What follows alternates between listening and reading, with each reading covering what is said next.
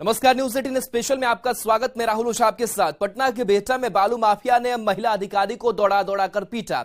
जिला खनन इंस्पेक्टर की पिटाई परेव गांव में हुई जब वो ओवरलोडिंग की चेकिंग कर रही थी। पिटाई का वीडियो वायरल होने के बाद कई सवाल खड़े हो गए हैं। रिपोर्ट देखिए।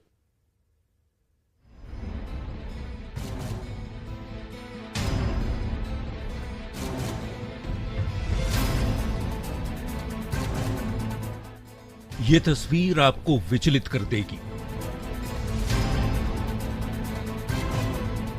इसे बिना ब्लर किए हम आपको दिखा भी नहीं सकते, क्योंकि यहां एक महिला को बेरहमी से पीटा जा रहा है।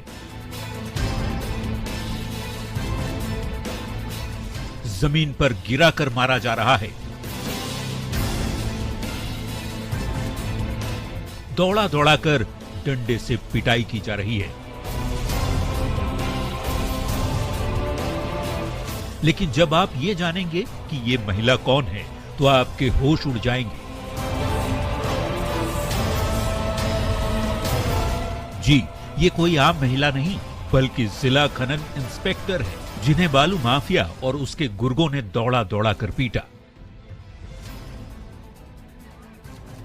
ये घटना किसी दूर दराज इलाके की नहीं, बल्कि राजधानी पटना से सटे बेहटा की है। जिला खनन इंस्पेक्टर बेहटा के परेव गांव में बालू लदे ओवरलोडेड ट्रकों की जांच कर रही थी। इसी दौरान ट्रक चालकों और बालू माफिया ने महिला इंस्पेक्टर पर जानलेवा हमला कर दिया और दौड़ा दौड़ा कर पीटने लगे। महिला इंस्पेक्टर जान बचाकर भागने लगी। इसी दौरान महिला गिर पड़ी। तब भी बालू माफिया और ट्रक चालकों ने उस पर हमला जारी रखा। खुद देख लीजिए कैसे पुलिस वाले जान बचाकर भाग रहे। घायल पुलिस जो ऑफिशियल्स हैं, जो डिस्ट्रिक्ट मैनेजिंग ऑफिसर, उनको भी चोट लगी है और साथ ही साथ एक इंस्पेक्टर महोदया है, उनको भी चोट लगी है। बताया जा रहा है कि ओवरलोडिंग के आरोप में करीब 150 गाड़ियों को पकड़ लिया गया था, जिसे छुड़ाने के लिए बालू माफिया ने महिला इंस्पेक्टर पर जानलेवा हमला कर दिया।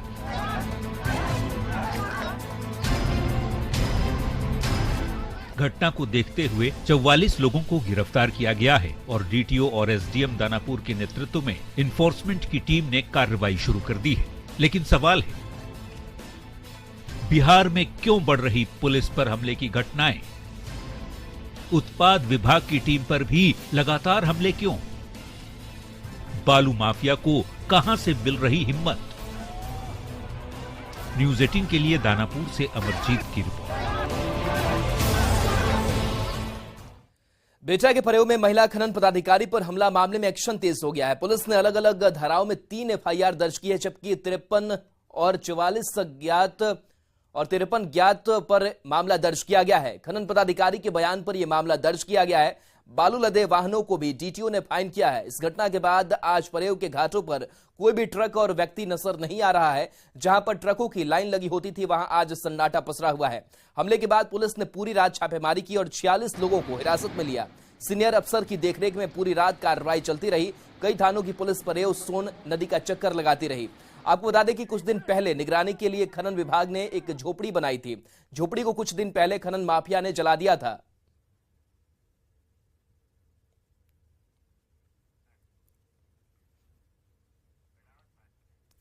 और इस मामले में खनन मंत्री रामानंद यादव ने बताया कि पूरे मामले की जांच चल रही है और दोषियों पर कड़ी कार्रवाई की जाएगी। चेकिंग करने के लिए DTO Patna, Danapur additional SDO, खनन पदाधिकारी, ये लोग गया वाहन को चेक करने के लिए। कुछ वाहन को वहां चेक करके रखा। इतने पर लोग आ ढेला ठोकर मार के सबको भगा दिए। 2 धरा गए, घायल हो गए, एफआईआर हुआ। ये घटना है। मैं आज जाऊंगा स्पॉट पर, तो पूरे बात को देख करके तो फिर आप लोग से बात करेंगे। देखिए, वो अलग बीजेपी जंगल राज, यूपी में हुआ मंगल राज। ये बताइए, पुलिस के ही मौजूदगी में अपराधियों ने मार दिया, उसको मंगल राज बोलते हैं? यही बता दीजिए। वहीं पुलिस का भी कहना है कि जो भी तथ्य सामने आएंगे, उसके आधार पर दोषियों के विरुद्ध कड़ी कानूनी कार्रवाई की जाएगी। डिस्ट्रिक्ट मैनेजिंग ऑफिसर और उनके डीटीओ साहब के साथ में हम लोग के द्वारा जो गाड़ी की चेकिंग की जा रही है, तो कुछ जो असामाजिक तत्व उनके द्वारा पथराव किया और सरकारी कार्रवाई कर रहे हैं। उसी संबंध में हम लोग के द्वारा जो है कार्रवाई की। तो सर पथराव हुआ है, कोई घायल? जी उसमें कुछ लोग घायल हैं। पुलिस कुछ जो ऑफिशियल्स हैं, जो डिस्ट्रिक्ट मैनेजिंग ऑफिसर, उनको भी चोट लगी है और साथ ही साथ एक इंस्पेक्टर महोदया है, उनको भी चोट लगी है। सर गाड़ी भी पकड़ी गई है। मंत्री से लेकर अधिकारी तक इस मामले में कार्रवाई की बात कर रहे हैं, लेकिन इसके बाद भी सत्ता पक्ष और विपक्ष के नेताओं ने बालू माफिया पर कड़ा एक्शन लेने की मांग की है। कहते हैं कि महिलाओं का रिस्पेक्ट सबसे पहले है ना, और उनकी सरकार में, उनके शासन में महिलाओं को जिस तरीके से पीटा गया, महिला पदाधिकारी को बेचारी जान कैसे बचा पाई है, आप लोग सब लोग देखे होंगे, मीडिया में हमेशा आ रहा है उसका, इतनी उसकी बुरी तरीके से की गई है। पूरे बिहार में जंगल राज कायम हो गया है, जंगल राज 2। बिहार में बालू माफियाओं के खिलाफ लगातार सरकार अभियान चला रही है। बालू माफियाओं की कमर तोड़ी जा रही है और जिन लोगों ने इस तरह की घटना घटित की गई है, उनके खिलाफ सरकार कठोर कार्रवाई करेगी। जो मामले बिहटा में कल सामने आए हैं, उस मामले पर सरकार गंभीर है और सरकार हर स्तर पर प्रशासन को निर्देशित किया है कि जो भी इस मामले में लिप्त है उनको चिन्हित किया जाए और उन पर कार्रवाई की जाए। कल की भोजपुर की घटना कोई मामूली घटना नहीं है। कल भोजपुर में बालू माफिया ने सिर्फ प्रशासन और अधिकारी पे हाथ नहीं उठाया, बल्कि उन्होंने कल सरकार के इकबाल पे हाथ उठाने की जरूरत कर ली है। अब प्रशासन, शासन और माननीय मुख्यमंत्री जी को इस घटना का संज्ञान लेना ही होगा। हर उस आदमी और माफिया की कमर तोड़नी होगी जो तरह की घटना हुई है कि एक महिला पदाधिकारी बालू माफियाओं ने दौड़ा कर उसे पीटा है रोड पर गिरा के। तो ये तो तब शुरू हुई है जब ये महागठबंधन में आ गए हैं। तो इससे पहले तो माननीय मुख्यमंत्री जी कहते थे कानून का राज है, तो कानून का राज कहाँ है? चलिए बढ़ेंगे आगे। खबर सासाराम से, जहां भूमि अधिग्रहण से जुड़ा एक अजीबोगरीब मामला सामने आया है। दरअसल रेलवे के 2 पटरी के बीच मकान फंस गए हैं। सासाराम आरा रेलखंड को जोड़ने के लिए अलग से पटरी बिछाने का काम शुरू हो गया है। इसके लिए भूमि अधिग्रहण किया गया था, मगर कई घरों का अधिग्रहण नहीं होने के कारण वे मकान पटरी के बीच में ही छूट गए हैं। ऐसे में यहां रहने वाले लोगों के सामने विकट समस्या आ गई है। लोगों का कहना है कि अगर दोनों तरफ से हाई स्पीड ट्रेनें गुजरेंगी तो यहां रहने वाले लोगों का क्या होगा।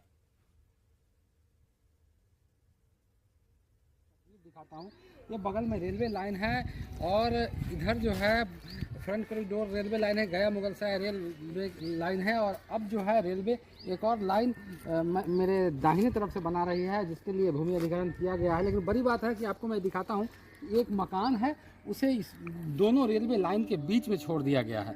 बड़ी बात है कि इस मकान की और इस ज़मीन का कहीं कोई अधिग्रहण नहीं हुआ है। आइए हम बात करते हैं जो मकान के मालिक हैं और लोग यहाँ हैं, जिनसे हम बात करते हैं ताकि क्या समस्या है और 2 रेलवे लाइन के बीच जो ज़िंदगी जूझ रही है तो उसके बारे में पूछना चाहेंगे कि क्या समस्या क्या है यहाँ। सर समस्या ये है कि मेरा मकान जो है 2 पटरी के बीच में फंस गया है। शायद हमको लग रहा है कि भारत में पहली बार ऐसा हुआ होगा। तो 2 ट्रैक के बीच में रह रहे हैं। अब रेलवे वाले जो इधर का काम कर रहे हैं तो उनसे हमने बोला सर मेरे लिए रास्ता क्या है, बोले कोई रास्ता नहीं, आप पटरी पे चढ़ के जाइए। सर ये कैसे संभव हो सकता है कि आदमी पटरी पे चढ़ के जा सकता है? मेरे बच्चे छोटे छोटे, उनको स्कूल जाना है। आपके मकान का अधिग्रहण नहीं हुआ? जी नहीं, मेरा मकान का अधिग्रहण नहीं हुआ। मेरे मकान से मात्र उधर 12 फीट के बाद एक गाड़ी पटरी जाती है, आप देख रहे हैं, और इसके बाद एक नया पटरी बन रहा है, वो 12 फीट के इधर भी बन रहा है। अब उसके बीच में आप बताइए, दोनों तरफ 12-12 फीट का दूरी हो तो कैसे रह जाएगा। उसके बाद रात को भी बहुत भरपूर ये लोग वर्क कर रहे हैं तो इनकी जो गाड़ी का कंप्रेसर होता है, जिसकी वजह से पूरे मकान में दलक आता है, हम लोग घबरा जाते हैं। बताइए कितनी समस्या है इससे? देखिए, यह तो भारत सरकार का और रेलवे का एक तालिबानी फरमान है।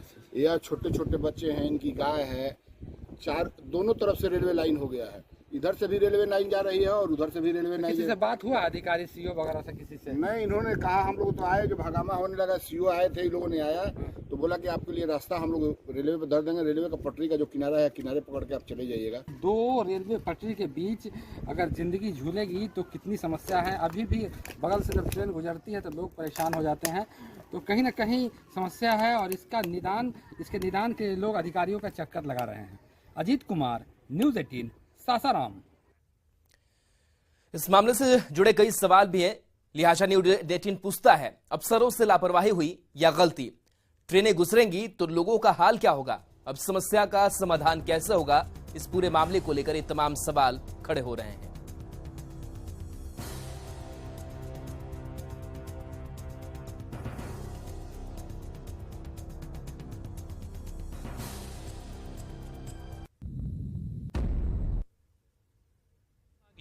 जातीय जनगणना, जितनी आबादी एससी और एसटी की है उतना रिजर्वेशन उनको मिलना चाहिए। जेडीयू मांगे जातीय गणना। जाति आधारित गणना तो हम लोग कर रहे हैं, लेकिन जाति आधारित जनगणना की मांग तो हम लोग यही थे ना। आरजेडी की पसंद जातीय गणना। जाति जनगणना जो है पूरे देश में होनी चाहिए। जातीय गणना पर विपक्ष की मोर्चाबंदी।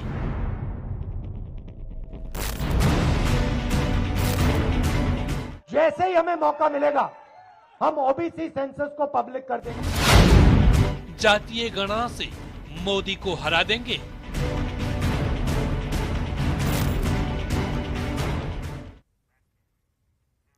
दो 2024 के लोकसभा चुनाव को लेकर विपक्षी एकता की कवायद हो रही है। अलग अलग पड़े विपक्ष को एक अदद मुद्दे की तलाश थी। ऐसे में बिहार में हो रही जातीय गणना से विपक्ष को संजीवनी मिली है। कांग्रेस नेता राहुल ने कर्नाटक में चुनावी रैली के दौरान पीएम मोदी से जातियों के आंकड़े को सार्वजनिक करने की मांग की। दूसरी ओर कांग्रेस अध्यक्ष मल्लिकार्जुन खड़गे ने पूरे देश में जातीय गणना कराने की मांग कर विपक्ष में नई जान फूंकने की कोशिश की। इससे बिहार में महागठबंधन को नई ताकत मिली है। जातीय गणना के बहाने देश में जातीय ध्रुवीकरण कर लोकसभा चुनाव जीतने की उम्मीदों को बल मिला है। ऐसे में सवाल उठता है कि क्या जातीय गणना से मोदी को हरा देंगे? जितनी आबादी एससी और एसटी की है उतना रिजर्वेशन उनको मिलना चाहिए।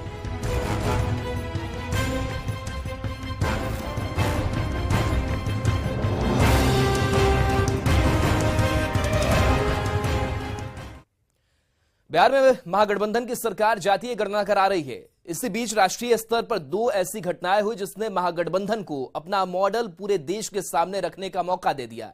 एक तरफ कांग्रेस अध्यक्ष मल्लिकार्जुन खड़गे ने पीएम मोदी को चिट्ठी लिखकर पूरे देश में जातीय जनगणना कराने की मांग कर दी, तो दूसरी तरफ कांग्रेस नेता राहुल गांधी ने पीएम मोदी को 2011 में जातियों के आंकड़े का सार्वजनिक करने की चुनौती दे दी।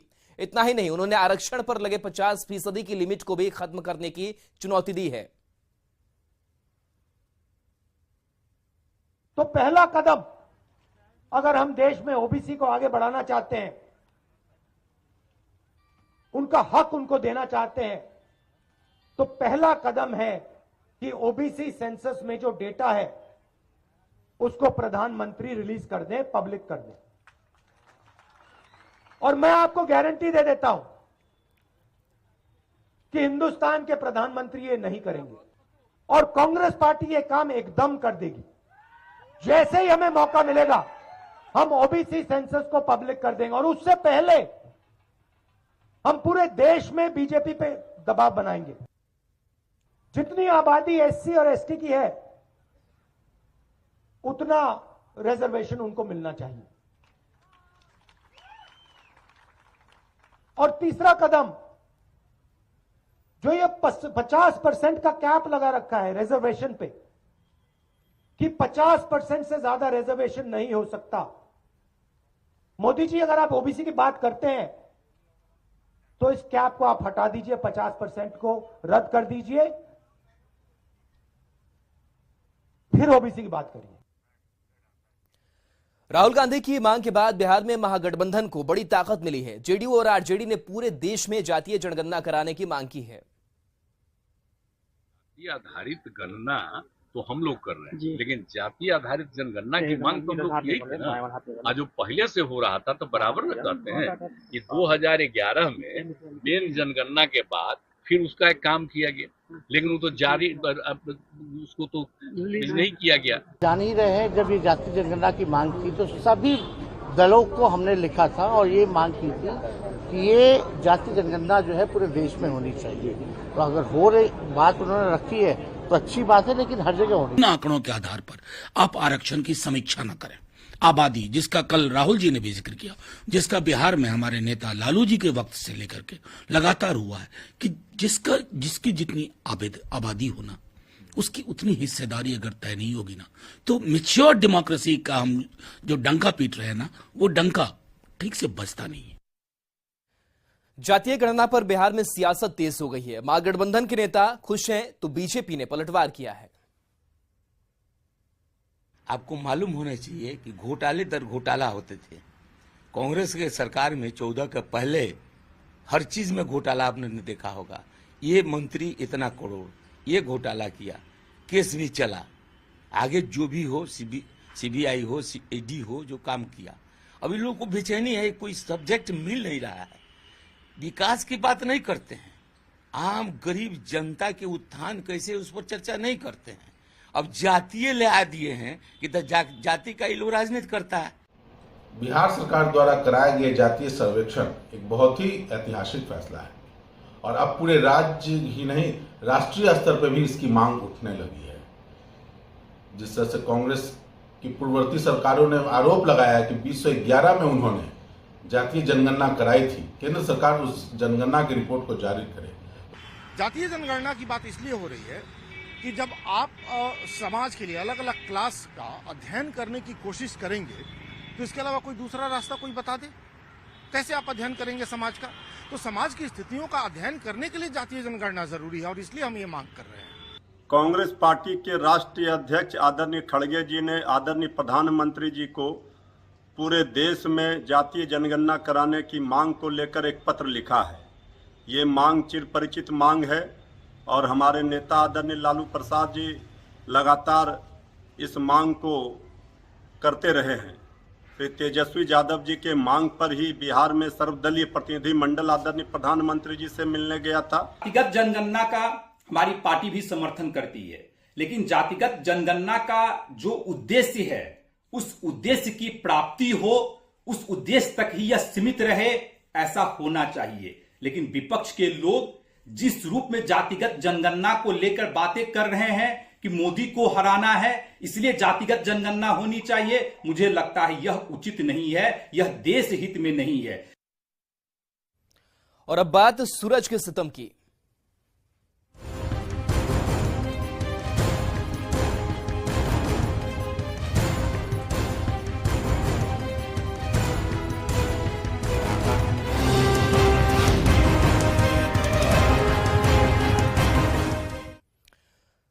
और मौसम पर पटना से बड़ी खबर है, जहां मौसम विभाग ने बड़ा अलर्ट जारी किया है। पटना जिले को लेकर के अलर्ट जारी किया गया है। अगले 4 घंटे में लू चलने की आशंका है। अधिकांश जगहों पर लू चलने की संभावना जताई गई है। तेज धूप में नहीं निकलने की भी अपील की गई है। अगले 2 दिन तक राहत नहीं मिलेगी। 42 से 43 डिग्री तक तापमान रह सकता है, तो अलर्ट जारी किया गया है। और बताया गया कि अगर बहुत जरूरी ना हो तो घर से बाहर, खास करके दोपहर के वक्त में आप ना निकले। अधिकांश जगहों पर लू चलने की संभावना जताई गई है।